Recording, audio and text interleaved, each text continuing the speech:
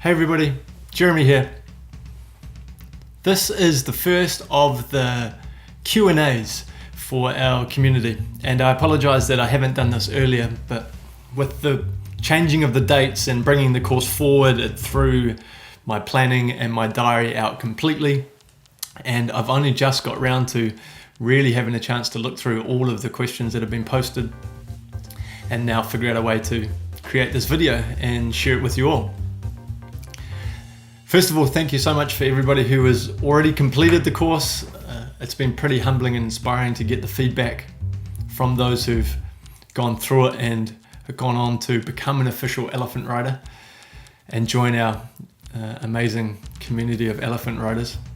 And those of you who are going through the course at the moment, I hope you're finding it inspiring as well and feeling more confident and feeling braver and feeling more inspired to use the game in different ways. And then to those of you who haven't started yet, in time you'll hopefully find the time to start the course, and some of these questions that I'm going to go through now might come up and might be useful as well, and hopefully you'll be able to learn from them and add to your learning journey so far. So what I'm going to do is I'm just going to go through all of the questions that we've got here. I haven't prepared anything either, by the way.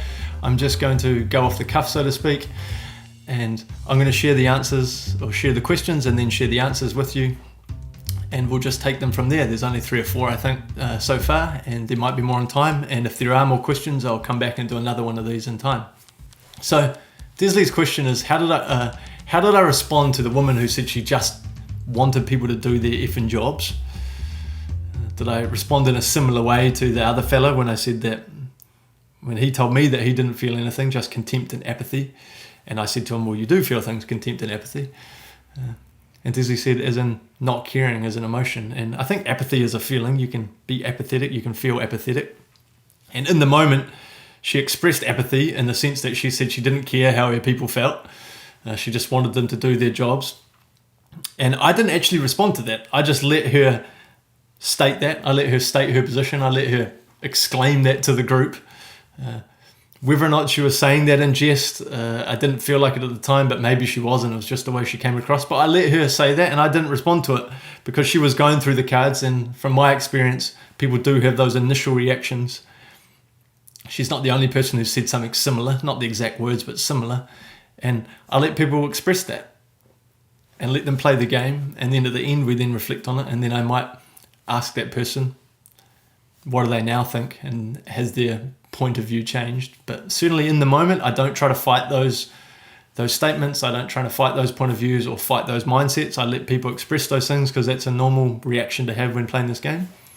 And then we reflect on it at the end. So if you do come across people who make those statements, go, yeah, and then let them go on with it. If they still feel that at the end or at the end of a series of these sessions, well, then we can't do much about that, unfortunately. And I've always said my job is not to try to necessarily convince people who don't believe what I believe, but to find those that do and then help them. And you might need to take that mindset with certain people in your environment or certain clients that you've got as well. Next questions. So we've got one from David, which was saying, I noticed that both the black and the white cards have uncomfortable, rebellious and restless in them. Hopefully you got to that part in the course where I mentioned why those cards are in black and white, and the idea that they were only one pile to begin with, but then I moved them into both piles because people wanted to feel those things. So people weren't purely seeing them as undesired or negative or unpleasant. And I was worried that people wouldn't break the rules and do that. So we've ended up putting them in both the black and the white piles. Pilar, her question is, I'm wondering if you or anybody had the opportunity to use the emotional culture deck with groups of people that don't work together. And so I have done that a lot. And I've done that a lot for the reason that I get invited to lots of events to share this game with people or share my story or share this journey with people. And generally those groups are meetup groups or networking groups or community groups. And generally speaking, none of those people actually work in the same organization. And I know of other pro-elephant riders, our certified facilitators who run sessions with disparate groups, so men's groups in the community or other community groups. And all you have to do there is you just have to shift the focus a little bit. So you're not going to be working together as a group to define the group effect or the culture of the team or the culture of the group, but you're going to focus the discussion and focus the activity more at an individual basis.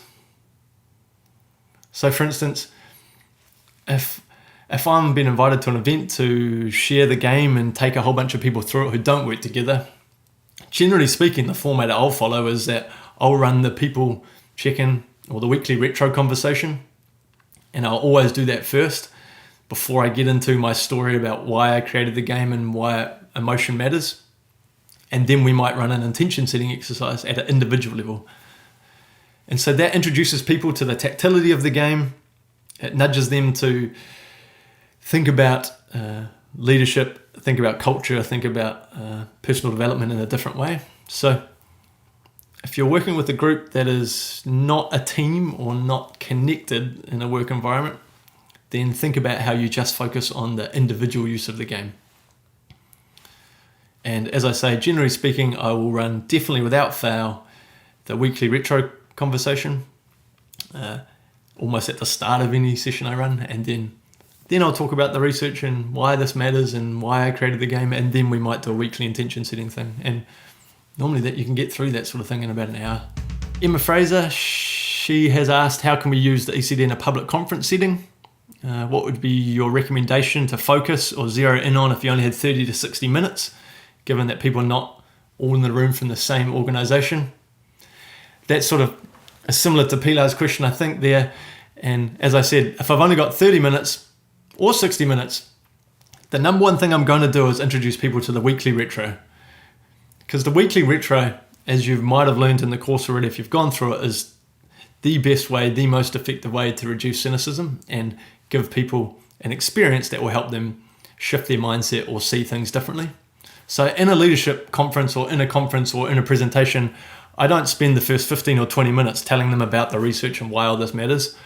I will introduce myself and then say, let's play a game, and we'll do that weekly retro. So now that means you're going to need a whole bunch of cards, and if you need more cards, we can help you with bulk pricing on that, obviously. But if you've only got 10 cards, you can then share them around and do it one pack at a table. But I will introduce myself and then go straight into the weekly retro, just as I do in a normal workshop setting. And then I'll go into the story about why emotion matters and why I created the game. You obviously won't be able to talk about why you created the game, but you can talk about your experiences with it, a bit more background onto the research and why emotion matters in the workplace. So to be fair, that would take 30 minutes. If you had a 60-minute session, you could then pivot into the intention setting thing again. And then talk about how you can do it with the team and bring the team together. But get people to experience that tactility of the card, because that 3-point conversation is going to be really impactful. And at a conference, normally people are used to getting spoken to a lot in a one-way style. And so by introducing the cards into a conference, into a public setting or a public meeting like that, you'll naturally stand out completely to everybody else, because you're not going to stand there preaching. You're going to actually get people playing a game and then help them learn and then fill the information in and fill their gaps in knowledge in post the tactility of the game. So Francis Clayton, thanks very much for your question too. And your question, you said you're not sure quite how to phrase it, but I'm going to read it out here, then have a go at answering it for you. But you said there's an overlap between feelings, what people value, and the culture of an organization. Those things are all overlapped, they're all intertwined, they're all interlinked. My belief is they are anyway. And ideally they should be aligned or at least congruent. How do you square this off with people in a group or team you're using the emotional culture deck with if the feelings they identify are so far off the company values and culture? Can we feel one way but be expected to demonstrate organizational values that differ? Does this open up unnecessary discontent within an organization, and how do you get around it? Well, the first thing, as I said, is I do believe that feelings, the values and the behaviors and the culture of an organization are all intertwined, and the research would show that they are. Do they need to be aligned? Well, my original feeling was yes, they do need to be aligned at some level. If they're completely in conflict, then we might be in a little bit of strife, so to speak. But from my experience so far, what I have learned that, especially when it comes to the desired or the pleasant feelings and emotions, in some way or another, they will connect to the values of your organization.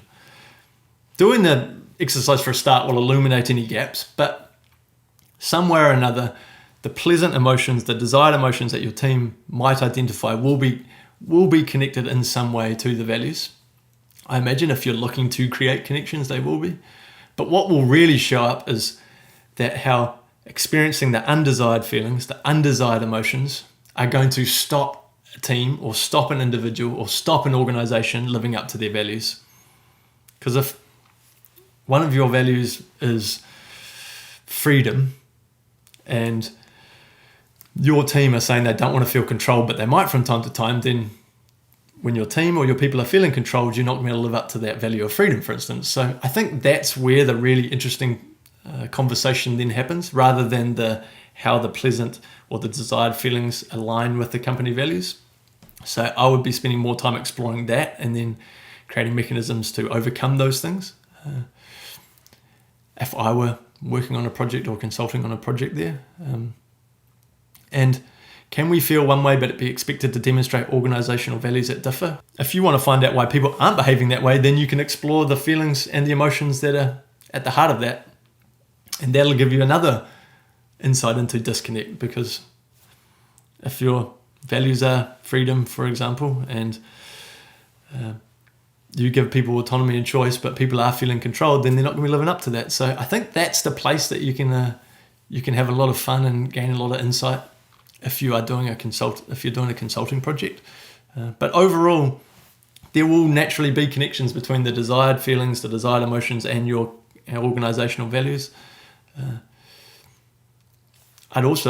I'm working on and working with some companies on how they can actually bring out more of the emotional aspect of their values when it comes to language. And in that Manage Your Emotional Culture HBR article, they talk about some of those really amazing companies like Southwest who've imbued their values, their cognitive values, with emotion. And I think maybe that could be a place where you can start to express that a little bit more if you do start to redefine the values and make sure some of those desired feelings, desired emotions are imbued into the values. Yeah, so hopefully that gives you some stuff to think about there. So that's all the questions that we've had so far. I hope that's interesting. I hope I haven't been rambling. I'm now conscious that I've just been talking at you a lot. If you do have more questions as you go through the course, please post them there, and I'll do another one of these when we have 5 or 6 or 7 more questions. If there's no more questions, then great too. But please stay in touch. Remember, as soon as you finish the course, you'll be sent an invitation to join our Slack community, our Elephant Rider online community, where a lot more of these questions are asked. I don't necessarily do video responses, but maybe I will more in the future. But a lot of these questions are asked and we're sharing these ideas. So once again, thanks so much for being on this journey with us, doing this course, becoming an elephant rider. It's been really, really humbling to see the response from people so far, and I can't wait to see what you all do with the game next and how you try it. And remember, have fun with it, play with it, experiment with it. And in these remote, disconnected, work from home times that we're in, if you're interested in how to use the game with remote teams, we've designed a work from home culture workshop, a remote team workshop that you can take teams through, even though they might not have the physical cards. And I'll put a link in the community board here on the course community board where you can download that workshop plan and check that one out, because that might be a really nice extra step. And we've also designed a mini course, an online mini course that will talk you through how I'm running them with teams, and how to structure workshops with work from home remote teams. So you can check that out as well. We're going to launch that hopefully by the end of the week, maybe if not at the start of next week. So keep an eye out for that as well. Wonderful. Okay, have fun everybody, and we'll talk soon. Bye.